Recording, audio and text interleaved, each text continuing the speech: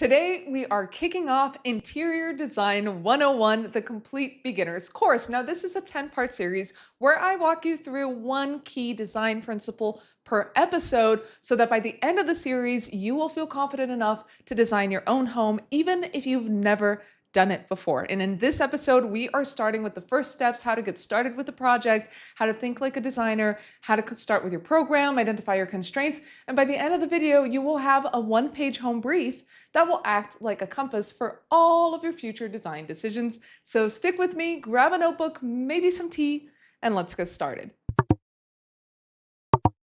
Hi guys, I'm Louie. I'm an architect and designer, and if there's one thing that I know is that good design isn't about buying expensive furniture or designer pieces. It's about creating a home that works alongside your lifestyle and feels like home. So before we dive into color, furniture, all of those things, we are going to start with the foundation. How to think like a designer when designing from scratch. Let's go. So chapter number 1 is what is interior design. Now, here's the thing, we talk about it all the time, interior design and decor, but what is it? What does it actually mean? Now, some people will say it is enhancing the interior space of a structure. Other people will say it is decorating. Other people will say it is creating a mood in home. There are many interpretations, but it is actually the combination between form, function, and feeling. Let me explain. So form is how something looks. It's the aesthetics, the shapes, and the materials. Function is how it works. So the layout, the comfort, the flow, and feeling, well, that's the atmosphere you create and the emotion you get when you walk into a room. Design is the point where all three overlap and work together to create the best possible living experience tailored to the people who occupy the space. If something looks nice and pretty and doesn't work with your routines, then it's not design, it's decor. So if you want to think like a designer, you have to shift your mindset to this. Design is not about how something looks. It is about how something fits and functions in your life. Now let's move on to chapter number 2, the designer workflow. And the reason I want to start here is because before you do anything, you need to understand what the process is behind the creative result. So scale doesn't really matter whether you're working with a small apartment, a 30-story building, a luxury resort. The process will be more or less the same. And the reason for that is because there are certain decisions that need to be made and certain things that you need to understand ahead of time so that you can spare yourself costs, stress, and time further down the line in your design journey. So this is where designers start. And it is the way that we figure out our environment, the space, the context, the surroundings, and eventually get ready for design. So here is how it goes. Designers start with the program, and that means what you need the space to do for you. The next step is constraints, so your limitations. Is it budget, space, light, time, or structure?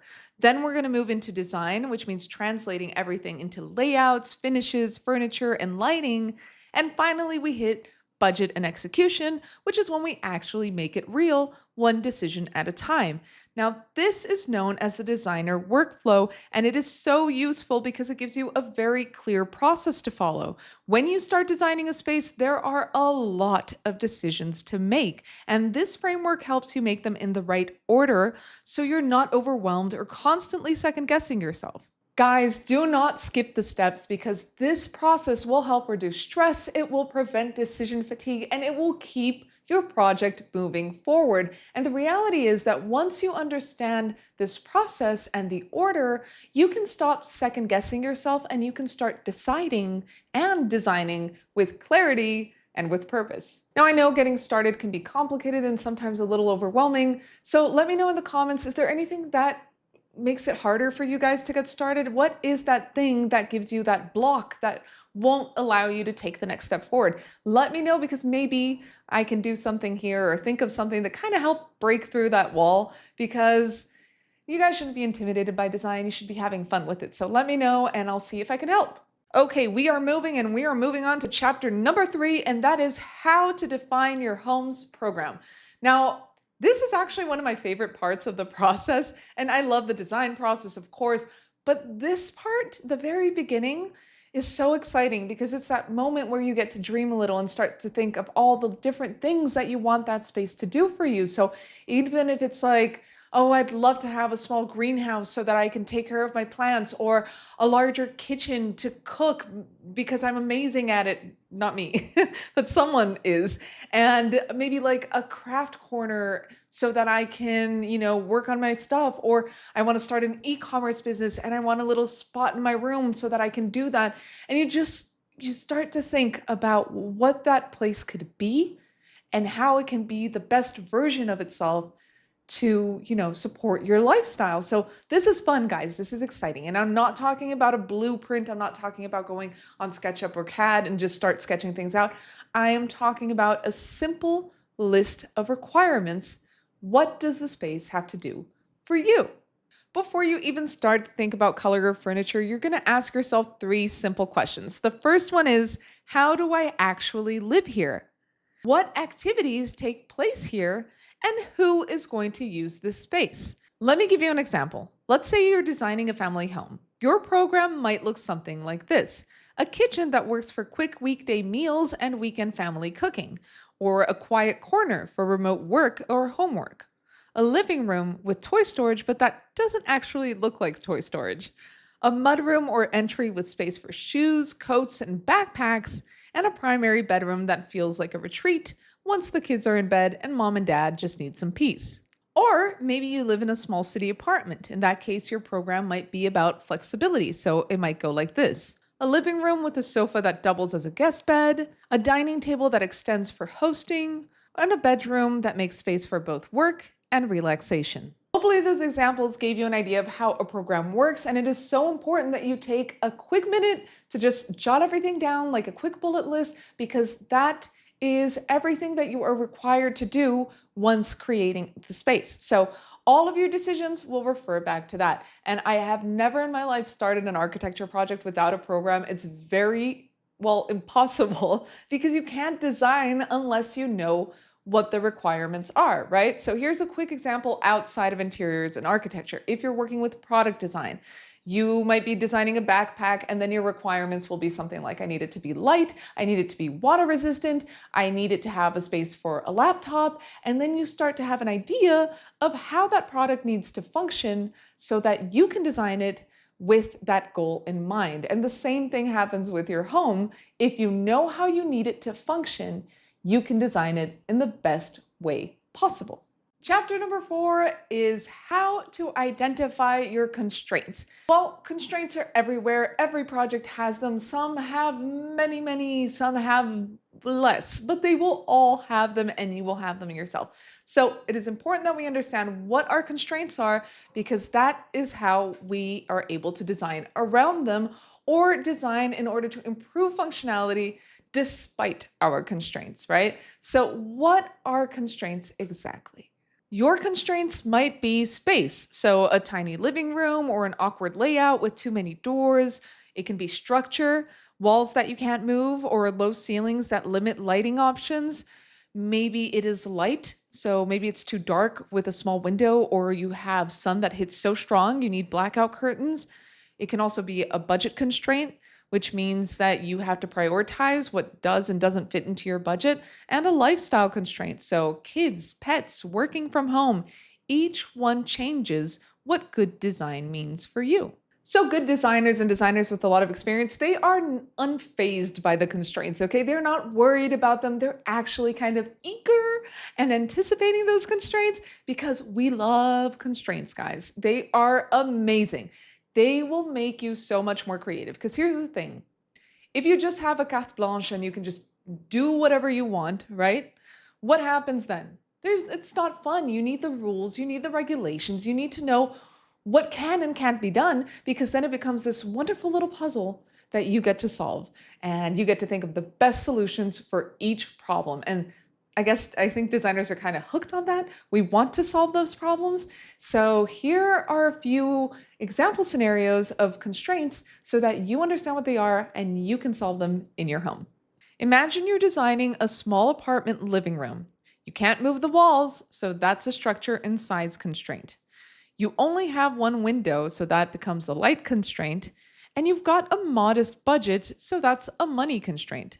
Now, here's how a designer would think through it and kind of go through solving each one. We're going to start with the biggest challenge, which is space. So, to solve that, we're going to choose a smaller sofa with visible legs, maybe a round coffee table instead of a square one, and wall mounted lighting so that we can free up the floor area. Next, we're going to fix the light. So we're going to use mirrors to bounce natural light, and we're going to use lighter wall colors and soft layered lamps for evening, and that way we can multiply the amount of light that's available to us. And finally, we're going to tackle budget because we're going to spend more on comfort and longevity, so things like your sofa, a big piece that you're actually going to use a lot, and we're going to save on side tables, pillows, or art because you can always upgrade that stuff later. So once you start taking note of all of your constraints, what you're going to realize is that they're actually going to shape a lot of your design choices. And that is another thing that will reduce all of that decision fatigue that comes with designing. So embrace them and start to think of how you can make your space better with them. And now for chapter 5, we are covering the home brief. Now we've already gone through workflow, program, how to identify constraints, and now it is time to make it practical because we don't want to live in theory, do we? We want to bring this to real life and right into our homes. So I have made available a printable PDF. It's free. It's in the link below, and you can grab it, print it out, and we can fill it out together because what you will have is a one-page summary of all the most important decisions that you're going to take throughout your design journey. So you're going to summarize what you need from this project, what your constraints are.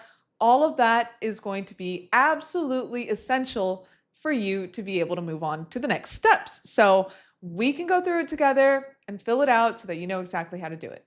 So here's how we're going to build it. We're going to start with the room name. So what space are you working on? Then we're going to define goals. So what does this room need to do for you? Then we're going to move on to mood words because now it's about feeling and atmosphere. And what do you want to feel when you pop in the room? Is it cozy? Is it bright? Is it calm? Is it inspiring? And once you know that, you can move on to your must-haves. So you know what you want and you know how you want to feel. So what do you need to make it happen? So your top 3 functional priorities, and then you can go to constraints. And that's when you're going to list everything that you've figured out. So space, budget, time, any real limitations you might have. And then to wrap it all up, we are going to go with mood and direction, and then you can collect 3 to 5 reference images and capture your vision. Now you can do this on Pinterest, magazines, however you want to do it, but it's really helpful to have a visual aid to go along with your home brief. So that's it, 6 parts, 1 page, and now let's walk through an example together. Let's say you're designing your living room, and here's what your brief might look like. We're going to start with the room name and size to make sure what we're working on, so the living room, and then after that, we're going to move down to goals.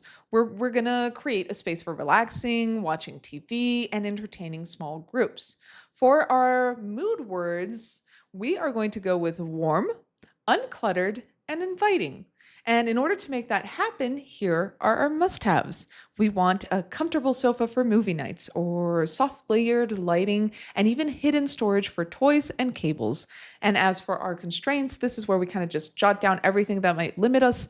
Something like small space, low natural light, a $3,000 budget, and 2 weeks to move in, plus 2 young kids. So those are all the constraints that we're dealing with. Great. So now that we have that filled out, what we actually have is a game plan. So we know exactly what it is we need from our space and what we're aiming for. So now it's going to be less about like, oh, I want that sofa. It's so pretty. And it's going to be more like, oh, I love that sofa, but does it fit in my space? Will it resist stains because my kids pour grape juice on it every day? And does it actually fit into the function and flow of my space? So that way you have the right questions to ask yourself when making a decision, and you will find that the result is you will make more informed decisions. Chapter number 6, Gestalt theory and how the brain sees space. Now, this is something that comes up every first semester of architecture or interior design. Gestalt theory is so fascinating. I love it, and I really considered whether or not I would bring it to this video because it does go into a more academic side of all of this.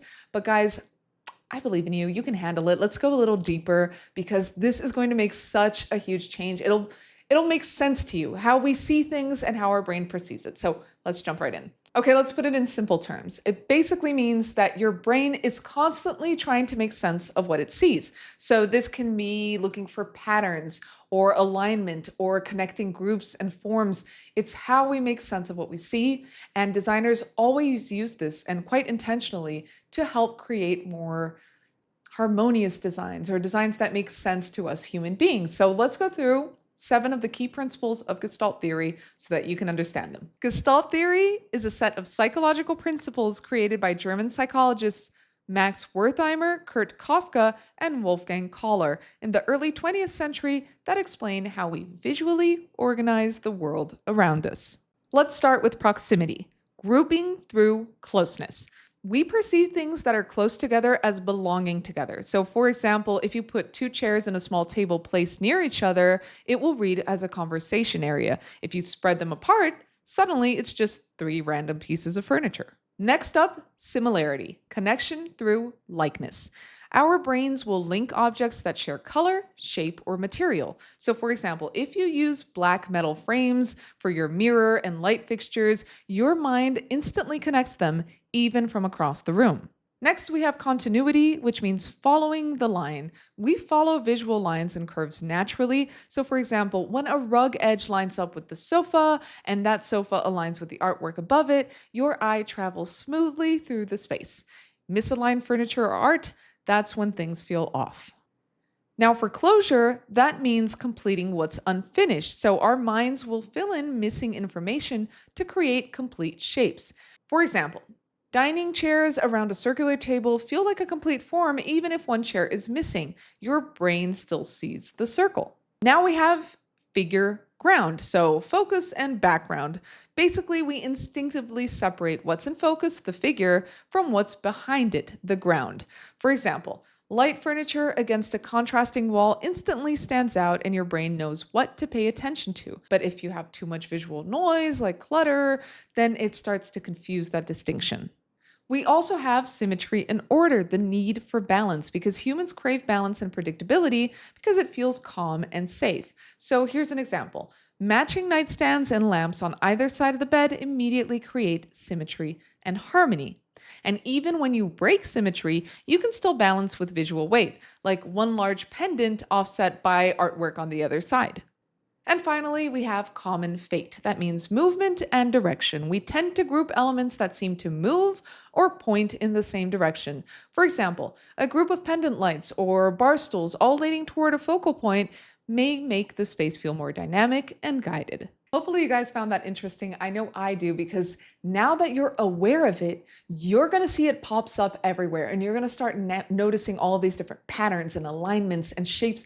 And then little by little, you're going to start thinking like a designer. And the more you understand them, the more you can use them in your space to create harmony, to create flow, to create something that feels natural to us human beings and that our brain understands. Okay guys, so for episode 2, we are taking this beautiful foundation we have laid today in episode 1, and we are building on it with balance. And balance is maybe the most important thing to make your space feel designed. This is something that a lot of people have a hard time with, and I'm going to explain exactly how to do it, scale, color, proportion, all of it. So stay tuned because there's more coming. And remember that if you're going through a design journey of your own, I have so many resources. Check out my other videos. There's lots and lots of tips. And I have 2 PDFs that are free and available to download below. Guys, it's really free. I'm not even asking for your email. It's just there, so grab it. It's helpful. And one of them is my home checklist. It will go room by room and tell you what you need in each room, and it will also have really helpful guides. And the second one is my color palette inspiration pack, which is exactly that, a bunch of color palettes that you can compare, contrast, try out in your own space, and maybe, I don't know, find some inspiration from the ones that we've made available to you. So if that's helpful to you, grab it below. And don't forget to like, comment, subscribe if this video was helpful. And thank you again for spending this time with me. I will see you next week.